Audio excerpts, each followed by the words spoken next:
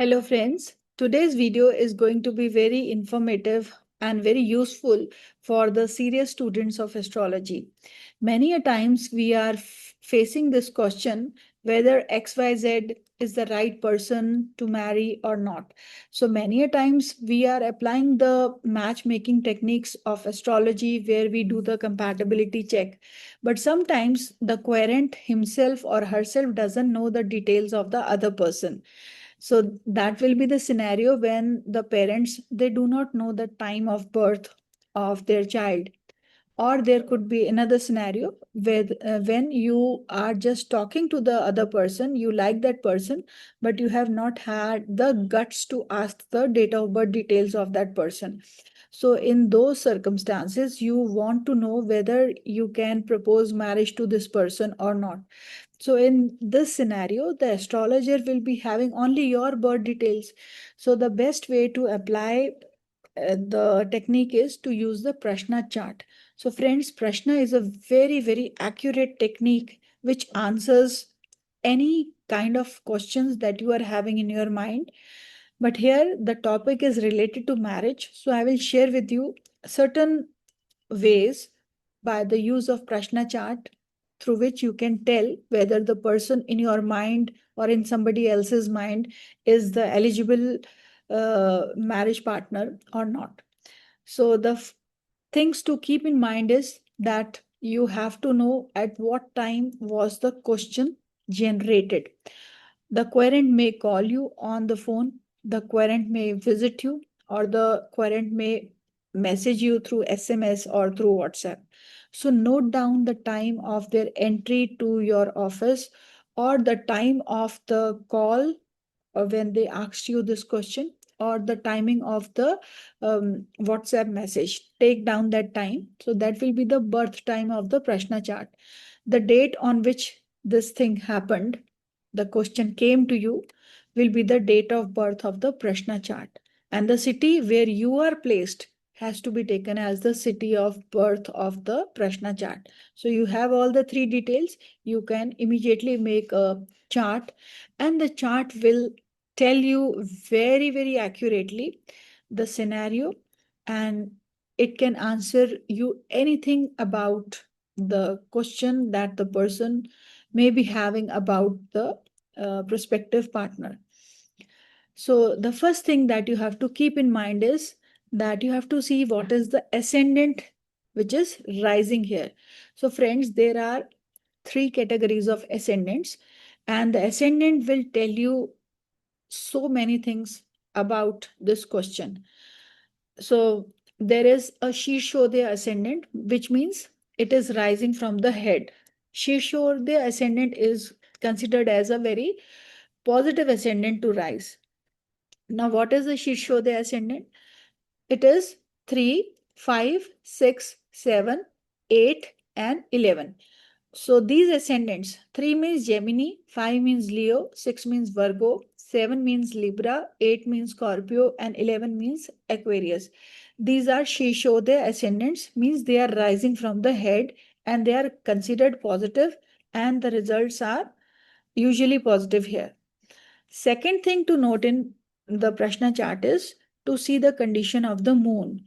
So if moon is present in the sixth house or eighth house, then the answer is in negative. Moon should not be in the sixth or in the eighth house. The third thing is to see if the seventh house is posited by moon or Mars. If moon and Mars are together posited in the seventh house, then also you will have to say no. The other thing that you have to pay attention to is the ascendant, the strength of the ascendant. If benefics are posited in the Prashna chart of the ascendant, it is a very positive indication. If malefics are posited, it's negative. If benefics are aspecting the ascendant, it's very positive. If malefics are aspecting the ascendant, it's not positive. So you have to see the influences on the ascendant. That will also tell you whether this proposal is good for you or not. Next is to see the seventh house condition. If benefics are sitting in the seventh house, it's a very positive sign. If malefics are sitting there, it's negative. If benefics are aspecting the seventh house, it's good. And you also have to see the position of the seventh lord in the prashna chart. It should also be well placed and under good circumstances. So, having seen all this, you have to see the rising Navamsa sign in the prashna chart. So, if the rising ascendant is of a benefic planet, so what could be that? It could be Taurus, it's a benefic, but it's a Prishtodaya. It could be Libra ascendant, it could be Virgo ascendant. These are Shishodaya also, and the benefic planets are the lords of these ascendants.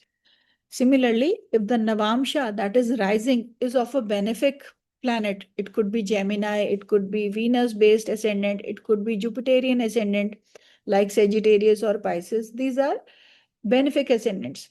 Then it means the things are looking positive. So see the rising ascendant here. Also, I will like to add that the Prishtodaya ascendants are the remaining signs, that is Aries, Taurus, and Capricorn and Sagittarius. These are the, and also the Cancer. So these are the Prishtodaya signs, which means they are rising from the hind side.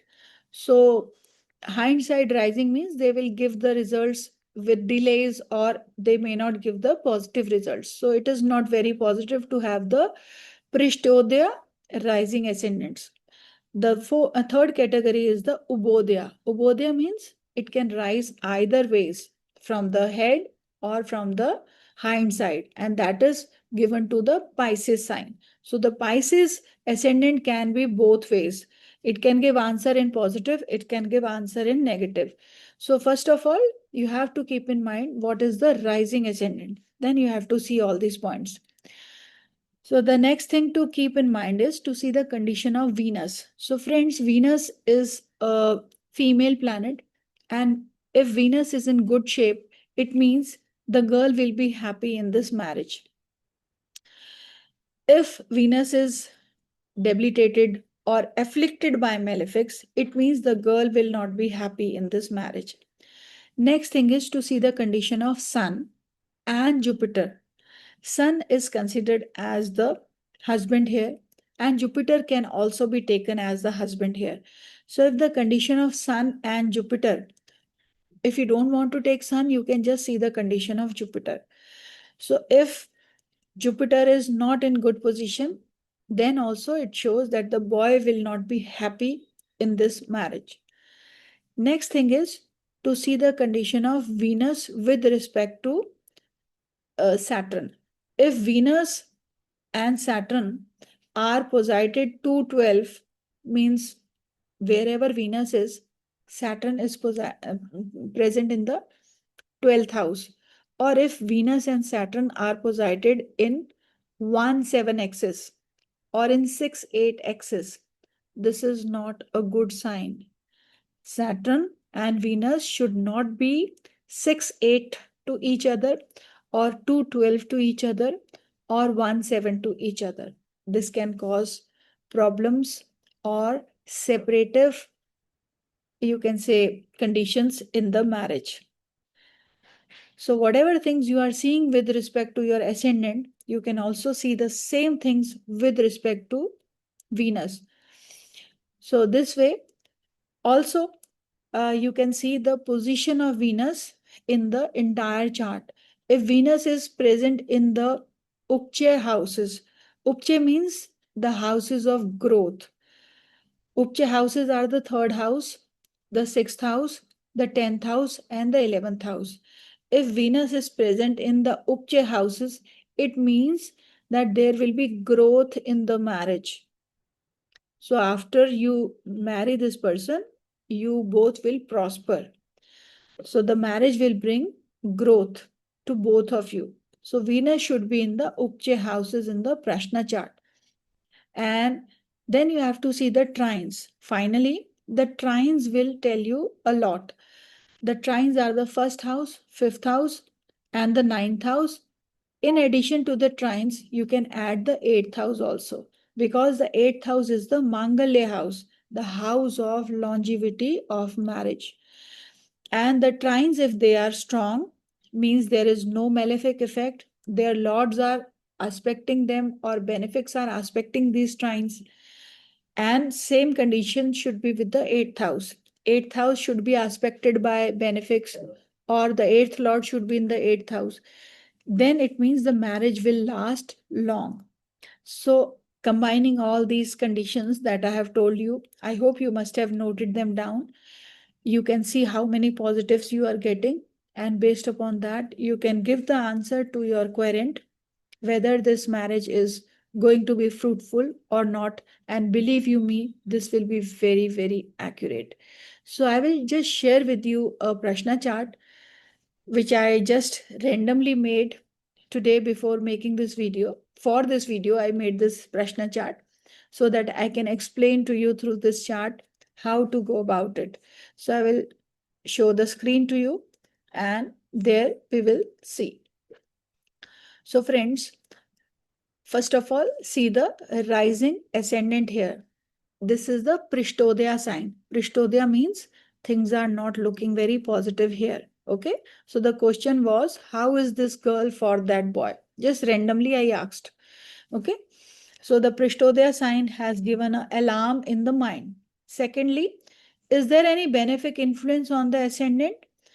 Mercury and moon are aspecting the ascendant, but moon is debilitated, which is not a positive sign. So debilitated moon is as good as a, you can say, malefic. So in the prashna chart, moon is also considered in the benefic category. Moon, Mercury, Venus and Jupiter are taken as benefics in the prashna chart, and Sun, Mars, Saturn, Rahu and Ketu are to be taken as malefics in the prashna chart. There is no if and but. Secondly, if you see, Mars is aspecting the ascendant and Saturn is also aspecting the ascendant. It means ascendant is looking very bad here. It means the things are not looking great for the ascendant. And about the seventh house, there is no affliction to the seventh house.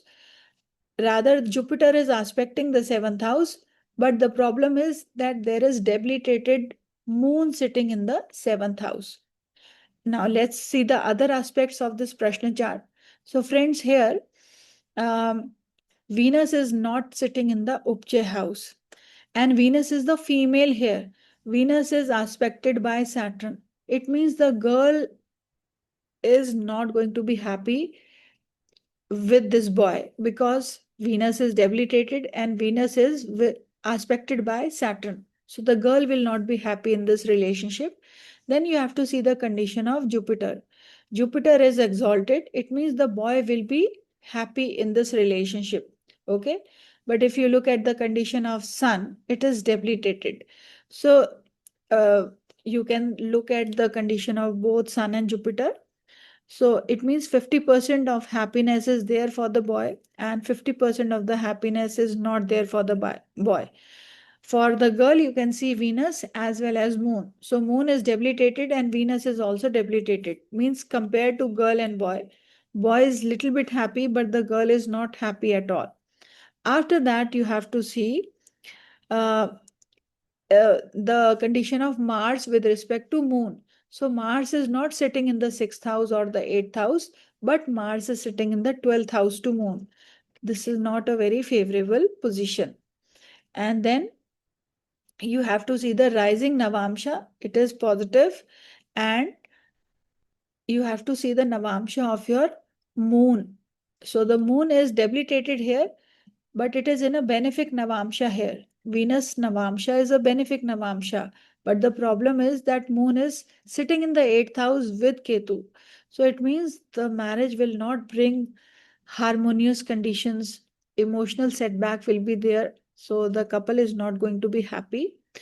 So if I were asked this question at this particular time and this was the prashna chart, I would straight away refuse marriage for this particular couple. I would say that don't marry.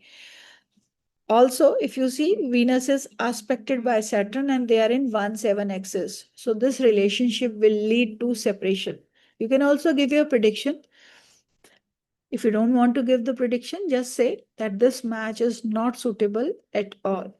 So, friends, this was the technique, and I hope this technique will be helpful for you to apply and to check whether the prospective partner is good for you or not.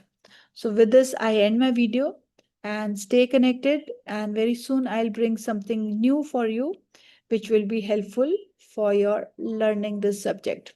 Good day for now. All the best.